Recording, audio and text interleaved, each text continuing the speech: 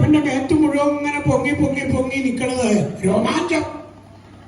കുളിര് നമ്മൾ പറയും, സംസ്കൃതത്തിലുള്ള വാക്കാണ് രോമാഞ്ചം.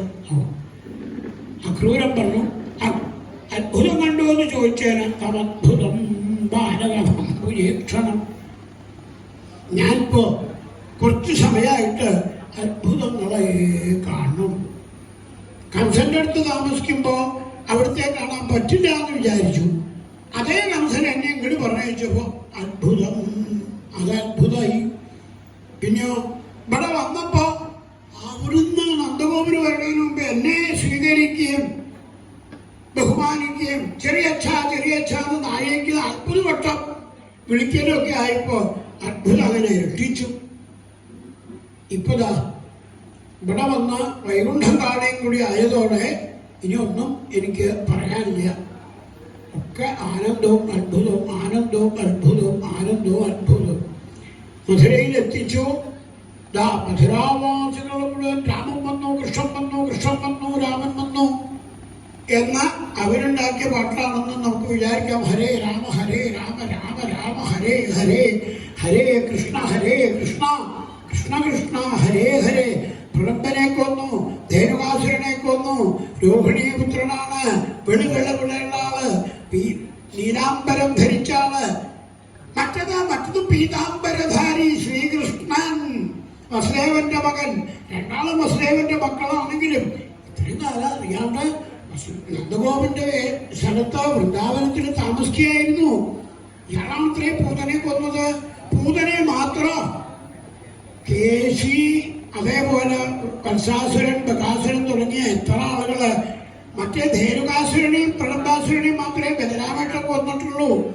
ഇങ്ങനെ ഓരോരുത്തരുടെയും കഥകള് ആ നാട്ടിൽ നമ്മൾ പറയാറുള്ളൂ. പാട്ടായി.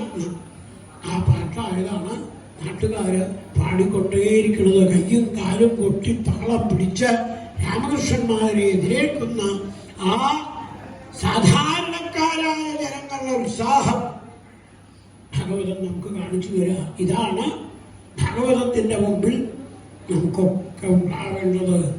മധുരയിലെ രാമകൃഷ്ണന്മാരുടെ അവസ്ഥ നമുക്ക് ഭാഗവതം ശ്രീലകം തുറന്ന് കാണിച്ചു തരണ പോലെ കാണിച്ചു തരണം. പിന്നെയാണ് ആദ്യം നമ്മൾ പറഞ്ഞു വെച്ചതാണല്ലോ അലക്കുകാരൻ്റെ വരവ്. അയാളെ അടിമുടി നോക്കിക്കൊണ്ട് ഭഗവാൻ ചോദിച്ചു, ഇത്രേ തൻ്റെ കുറെ അലക്കിയ മുണ്ടുകൾ കാണാനുണ്ടല്ലോ. ഞങ്ങൾക്ക് കാട്ടിൽ നിന്ന് വരുമ്പോഴേ, വൃന്ദാവനത്തിൽ നിന്ന് വരുമ്പോൾ മുണ്ടൊന്നും അധികം കൊണ്ടുപോകുന്നില്ല, 2 തരുമോ, ഉത്സവം കാണാൻ വന്നതാണ്. അങ്ങനെ നോക്കിത്രേ. ബാക്കിയുള്ളവരുടെ നാട്ടുകാരുടെ ആനന്ദമൊന്നുമല്ല അവന്. ഇതിശാന്യവാസാംശി നിത്യം ഗിരികലേജന പരിധത്തകയും. അയ്യടാ, രാജകീയ വസ്ത്രം കണ്ടപ്പോ ഈ ചെക്കന്മാരുടെ നാട്ടിൻപുറത്തുനിന്ന് വന്ന ഈ പിള്ളേരുടെ ഒരു കൊതിയെ, നമ്മൾ ഒരു ഭാഷ കൂടി പറയാറുണ്ട്, ഒരു പൂതി. കൊതി എന്ന് പറഞ്ഞാൽ പോരാ, ഒരത്യാർത്ഥി. ഞാൻ രാജാവിന്റെ വസ്ത്രം അലക്കണ മുടിയാറുണ്ടല്ലോ, നിങ്ങളെ വസ്ത്രം അലക്കണ പോലെ അലക്കും. കുറച്ച് കാലമായി ഇവന്റെ വായിട്ടലക്കല്. ശ്രീകൃഷ്ണനും ബലരാമനും മുഖത്തോട് മുഖം നോക്കി എന്തോ ഒന്ന് കൈമാറി. അത് തന്നെയാ പാർട്ടി. ഏത്? പണ്ടൊരു കാലത്ത് ശ്രീരാമനെ പറ്റി ഒരു വെളുത്തേടൻ, ഒരലക്കുകാരൻ ആവശ്യമില്ലാത്തത് കുറെ പറഞ്ഞു. കഥകളിൽ രവണാസുരവധത്തില് മണ്ണാനും മണ്ണാത്തിയും എന്ന രംഗം അവതരിപ്പിക്കുമ്പോഴാണ് ഇത് നമ്മൾ കാണുക. ശിവശിവ, അന്യാകാരവാസം ബുക്ക നിന്നെ കൈക്കൊള്ളാൻ രാമനൊന്നുമല്ലടി ഞാൻ. ഏതോ രംഗേലും പോയിരുന്ന സ്വന്തം പെണ്ണിനെ നാണല്ലാണ്ട് സ്വീകരിക്കാൻ രാമനൊന്നും അല്ലടി ഞാൻ. നീ എവിടെയോ പോയിരുന്നിട്ട് ഇപ്പൊ ഇങ്ങോട്ട് വന്നാ ഞാൻ സ്വീകരിക്കുന്നു വിചാരിച്ചുവോ? അത് ഭദ്രൻ എന്നു പേരുള്ള ഒരാൾ കേട്ടു. ഭഗവാനോട് പറയാണ്ട് വയ്യ, പറയാനും വയ്യ. രാമചന്ദ്രസ്വാമി നേരിട്ടത് മനസ്സിലാക്കി. എന്നിട്ട് സീതയെ ഉപേക്ഷിച്ചു എന്നുള്ളത് ഓർമ്മ വന്നു.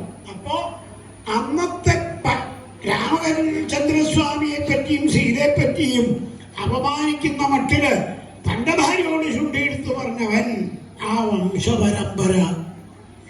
ത്രേതായുഗം കഴിഞ്ഞിട്ടും ദ്വാപരയുഗമായിട്ടും ഇവരൊക്കെ എന്തൊരു കഥയാണ്. സൗകര്യത്തിന്റെ ഒരു കുറിച്ചൊക്കെയാണേ എന്നാ തോന്നിയത്. എന്നാ അതിവിടെ വെച്ച് തീർത്തേക്കാം കഴിഞ്ഞു.